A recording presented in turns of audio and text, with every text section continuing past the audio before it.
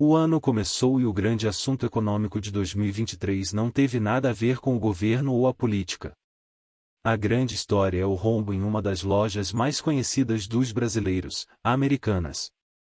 A empresa está em processo de recuperação judicial, após a justiça acatar seu pedido na última quinta-feira.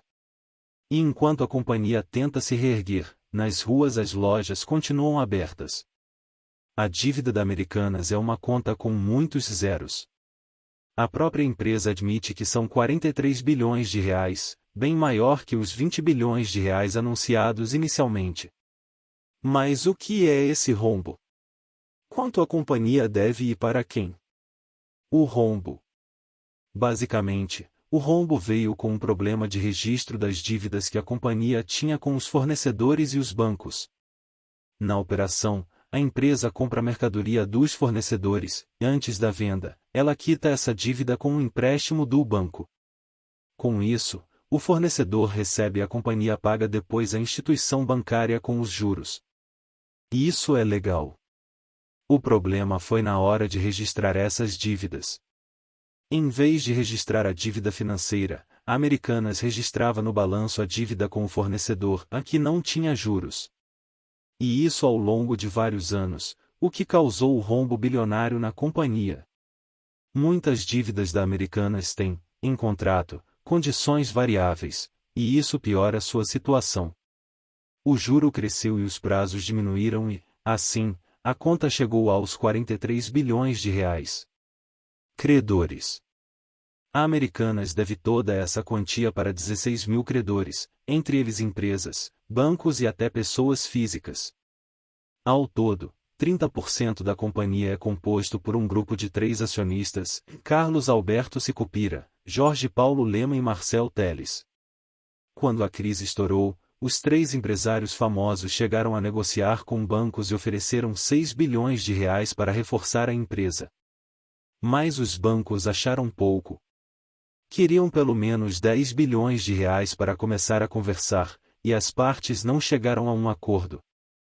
Vale ressaltar que grandes fundos de investimento são credores da Americanas, como BlackRock, o maior do mundo, mas também tem muito investidor pequeno envolvido na história. Dos grandões até quem tem pouco caixa, são cerca de 140 mil investidores. Vale ressaltar que grandes fundos de investimento são credores da Americanas, como BlackRock, o maior do mundo, mas também tem muito investidor pequeno envolvido na história. Dos grandões até quem tem pouco caixa, são cerca de 140 mil investidores.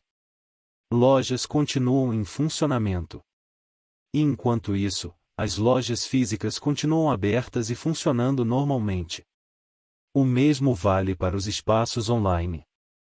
O próprio Procon de São Paulo procurou a empresa quanto a isso, que afirmou, pode comprar sem medo. O órgão de defesa do consumidor ainda fez um levantamento das reclamações contra a empresa nos últimos dias e compararam com anos anteriores. E o volume de problemas não teve alteração significativa. Além dessa garantia, o IDEC, Instituto Brasileiro de Defesa da Concorrência, disse que a recuperação judicial da companhia não muda em nada os direitos que os consumidores têm em relação à empresa. Ou seja, direitos como cumprimento de prazos ou troca em caso de defeito do produto adquirido seguem valendo. Recuperação judicial. No processo de recuperação judicial, a empresa vai tentar renegociar as dívidas.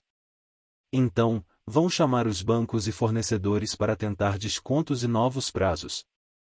Isso tudo é um processo que costuma demorar meses, às vezes até anos. Enquanto isso, a empresa poderá tentar vender alguns ativos. Por exemplo, pouca gente sabe, mas a Americanas tem outras lojas dentro dos shoppings brasileiros. Ela é dona da Imaginário, PUC, Rede Natural da Terra e Hortifruti, além de metade das lojas de conveniência do país com a BR Mania. Esse processo todo vai levar algum tempo, mas é importante que a empresa se recupere, pois estamos falando sobre empregos diretos e indiretos.